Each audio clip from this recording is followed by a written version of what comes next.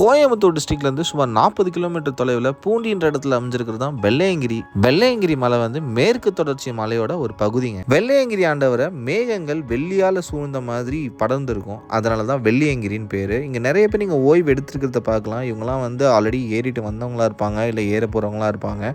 And இங்கே எப்போவுமே வந்து ஃபுட் ப்ரொவைட் பண்ணிகிட்டே இருக்காங்க. ஒரு சின்ன வேண்டுகோள் என்னன்னா, இங்கே வர்றவங்க ரீல்ஸ் பார்த்துட்டு இன்ஸ்பயர் ஆகி வந்துட்டு அண்ட் உயிரை விட்டவங்களும் இருக்காங்க. ஸோ இங்கே இருக்க சேலஞ்சஸ் என்னன்னு சொல்லிட்டு ஃபஸ்ட்டு புரிஞ்சுக்கிட்டு வாங்க.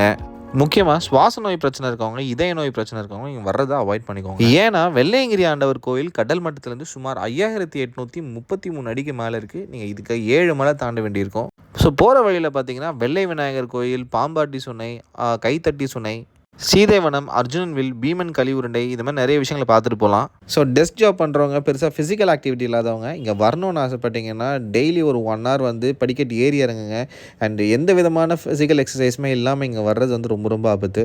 அதே மாதிரி டெம்பரேச்சர் டிராஸ்டிக்காக சேஞ்ச் ஆகிறதே உங்களால் பார்க்க முடியும். ஃபஸ்ட்டு 5 மலையில் வந்து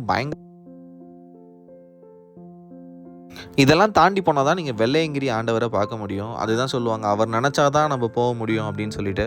அதனால தான் கீழே இருக்க ஈஷா வரைக்கும் வர நிறைய செலிப்ரிட்டிஸ் மேலே இருக்க வெள்ளையங்கிரிக்கு வர மாட்டாங்க. இந்த ட்ரெக்கிங்க்கு பெண்கள் அனுமதி கிடையாது. ஸோ ஆனால் பெண் குழந்தைங்களை கூட்டிகிட்டு போகிறத நான் பார்த்துருக்கேன். இந்த கொம்பு வந்து கண்டிப்பாக வந்து ரொம்ப இம்பார்ட்டண்ட்டுங்க.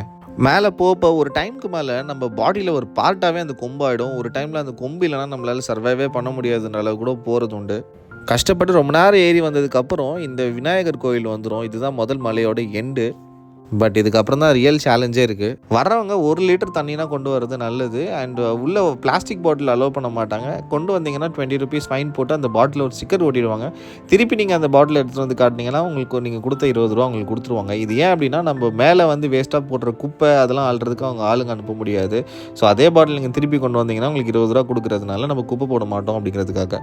இங்கே ஒரு டைமுக்கு மேலே படிக்கட்டுகள் முடிஞ்சு வழுக்கு பாறை வர ஆரம்பிச்சிடும். அதுக்கு மேலே பாறையில் தான் ஏறி இறங்குற மாதிரி இருக்கும். ரொம்ப டிஃபிகல்ட்டாக இருக்கும் ஏறுறதும் இறங்குறதும். அஃப்கோர்ஸ் நீங்கள் மலை மேலே நிறைய கடைகள் பார்க்க முடியும். ஆனால் எந்த கடையிலுமே தண்ணி விற்காது, ஜூஸஸ் மாதிரி தான் விற்கும். தண்ணி வேணும்னா இங்கே இருக்க சுனைகள் தான் வந்து உங்களுக்கு ஒரே சோர்ஸு. ஸோ அதனால சமக்கூட்டமாக இருக்கும். வெயிட் பண்ணி தண்ணி பிடிச்சிட்டே போய் தான் ஆகணும், வேறு வழியே இல்லை. அண்ட் நீங்கள் குகைக்குள்ளே இருந்த சிவலிங்கத்துக்கு உங்கள் கையால் நீங்களே வந்து விபூதி அர்ச்சனை பண்ணலாம். அது உண்மையிலே வேறு லெவல் எக்ஸ்பீரியன்ஸாக இருந்தது.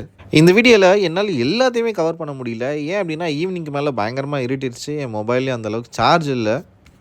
மீன்வைல் வந்து இறங்குறவங்ககிட்ட அவங்களோட எக்ஸ்பீரியன்ஸ் பற்றி கேட்டுட்டு இருந்தோம். எல்லாருமே மோர் தேன் ஃபர்ஸ்ட் டைம் வர்றவங்க தான். அண்ட் ஃபர்ஸ்ட் டைம் மட்டும் தான் கஷ்டமாக இருக்கும், போக சரியாயிடும் அப்படின்னு சொல்கிறாங்க. இங்கே வர்றவங்க தமிழ்நாட்டை சேர்ந்தவங்க மட்டும் இல்லாமல் மற்ற ஸ்டேட்ஸை சேர்ந்தவங்களும் நிறைய பேர் வரதை பார்க்க முடியுது. அண்ட் இங்கே காட்டு யானைங்க அதிகமாக இருக்கிறதுனால ஒரு லிமிட்டட் சீசன் வரைக்கும் தான் அலோவ் பண்ணுறாங்க. இந்த வருஷம் மே மாதம் 31 வரைக்கும் அலோவ் பண்ணுறாங்க அப்படின்னு சொல்லிட்டு கீழே போட்டிருந்தது. மறக்காமல் 5வது மலையில் இருக்க சுனையில் குளிங்க. உடம்பு பெயின் சுத்தமாக இருக்காது. அதுக்கப்புறம் அடுத்த 2 மலை ஏறிடலாம். பட் 7வது மலை கொஞ்சம் கஷ்டம் தான். ஏறி வந்தீங்கன்னா விநாயகரை பார்க்கலாம். விநாயகரை தாண்டி அப்படியே வந்தீங்கன்னா நம்ம வெள்ளையங்கிரி ஆண்டவரை தரிசிச்சுட்டு அங்கே பிரசாதம் கொடுப்பாங்க. அது வாங்கி நெத்தியில் போட்டுட்டு அப்படியே அவர் நினச்சி இறங்கி வந்துடலாம். இறங்கி வர்றது ரொம்ப பெரிய டாஸ்க்கு. அதை என்னால் எடுக்க முடியல. இந்த அழகான இடத்துக்கு இவ்வளோ கஷ்டப்பட்டு வந்துட்டு இங்கே இருக்க கடவுளை பார்க்கும்போது மனசெல்லாம் அப்படி இறங்கி போயிடுதுங்க. இயற்கை தான் கடவுள் அப்படின்னு சொல்லாமல் சொல்லியிருக்காரு வெள்ளையங்கிரி ஆண்டவர். என்னோட ஓவரால் ட்ரெக்கிங் டைம் 18 மணி நேரம். இந்த வீடியோ பிடிச்சிருந்தா லைக் பண்ணுங்கள்.